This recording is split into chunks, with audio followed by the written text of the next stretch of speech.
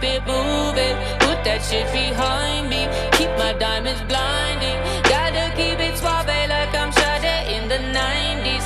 Do it like it's roulette, roll it, burn it, lose it. Hit that black and red, keep spending decks, I keep it moving. Put that shit behind me, keep my diamonds blinding. Gotta keep it suave like I'm Sade in the 90s. You can clearly see my vibe is tremendous, but you won't see through the tints in my Tesla. I be blocking out the world, it's a mess, yeah.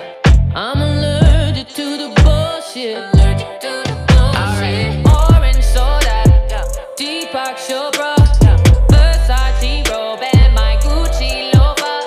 Sex on the sofa, that's my yoga.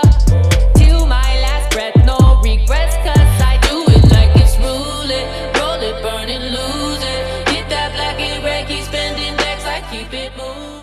Vous l'aurez très certainement remarqué, aujourd'hui je vous ai proposé une vidéo beaucoup plus calme que d'habitude, petite musique posée, même si je sais que c'est pas encore tout à fait ça. J'arrive pas à faire durer mes plans plusieurs longues secondes, c'est compliqué pour moi, mais il fallait bien ça pour vous partager ma petite routine de lune. Alors je vous arrête tout de suite, je suis pas vraiment dans un trip magie, mystique, ésotérisme, tout ça. Il y a encore quelques mois j'avais beaucoup de mal à en entendre parler, mais en fait pour tout vous raconter, c'est au moment d'octobre et de Halloween, quand j'ai décidé de mon déguisement qui était une espèce de sorcière un peu cartomancienne. Pour compléter le costume, j'ai acheté un tarot que je vous montre d'ailleurs dans la vidéo, c'est le même. Et en fait, j'ai beaucoup aimé ça. Et étonnamment, je me suis prise au jeu. Alors je ne pense pas vraiment que ça puisse lire l'avenir, mais je vois ça plutôt comme un espèce de petit outil de développement personnel qui permet de voir les problèmes ou les questionnements peut-être d'une autre façon, d'un autre point de vue qu'on n'aurait pas forcément soi-même et que nos amis n'ont pas forcément non plus. Ça faisait un petit moment déjà aussi que je m'étais renseignée sur les phases de la lune, l'impact que ça pouvait avoir notamment sur les femmes, les cycles menstruels, etc.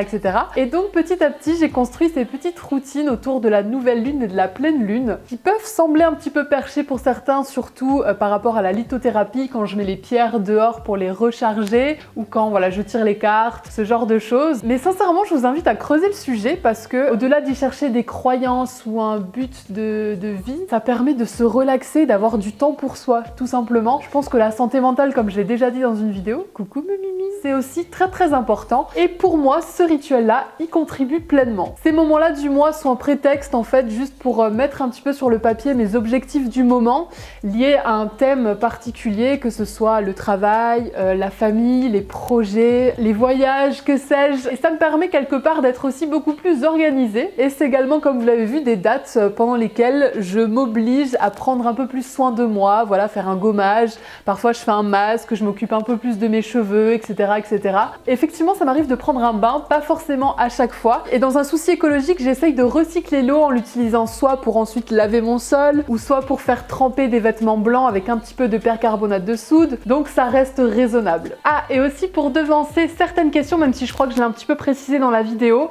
je m'appuie notamment sur le livre La Lunologie de Yasmine Bolland, que j'ai trouvé à la Fnac tout simplement, et aussi des deux cahiers de Aurore Widmer, j'espère que je le prononce bien. Il y en a un sur la lune et sur les cristaux, qui sont vraiment hyper ludiques, hyper faciles à comprendre, hyper sympathiques tout simplement, voilà. Également je suis quelques comptes Instagram sur le sujet, dont celui de Woo Moon, celui de Play on the Moon, celui de Witch, je vous mets tout ça en barre d'infos de toute façon, et d'autres que j'ai oubliés, donc je vous mets tout ça en barre d'infos, et également le podcast de José Anne, j'ai oublié son nom de famille, mais bref, je vous mets aussi en barre d'infos. Elle y parle aussi de slowpreneuriat, je sais pas si ça se dit, et de simplicité, zéro déchet, etc.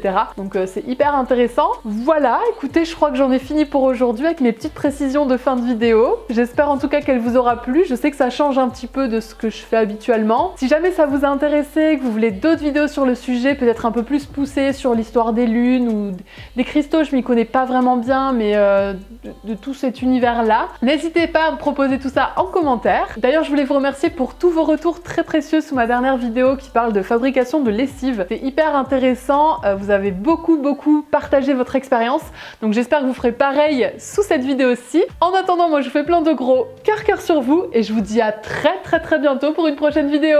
Salut! Mouah.